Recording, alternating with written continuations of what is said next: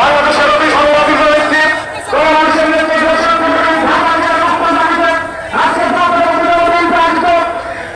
এই সমাবেশে বসে রয়েছেন দক্ষিণ এশিয়ার সর্ববৃহৎ ছাত্র সংগঠন ওলামা দল। আপনারা আহ্বায়ক সদস্য সচিব সুন্দর করে বলবেন। ইসাক সরকার মিছিল সুন্দর করে বসে পড়তে হবে। আমি সবার উদ্দেশ্যে বলতে চাই, আজকে দেশনেত্রী বেগম খালেদা জিয়ার মুক্তির দাবিতে সমাবেশ। যার যার দায়িত্বে আপনারা শৃঙ্খলা বজায় রাখবেন। দয়া করে কেউ বসা নিয়ে শৃঙ্খলা ভঙ্গ করবেন না।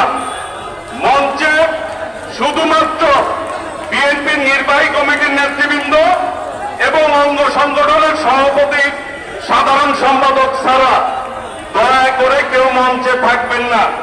আজকে যার যার দায়িত্বে আমাদের আবেগ অনুভূতির জায়গা, আমাদের প্রিয় নেত্রী, বাংলাদেশের অভিসম্পাদিত নেত্রী, গণতন্ত্রের মা দেশনেত্রী বেগম খালেদা জিয়া আজকে অসুস্থ অবস্থায় এবার কেয়ার হসপিটালের মৃত্যুর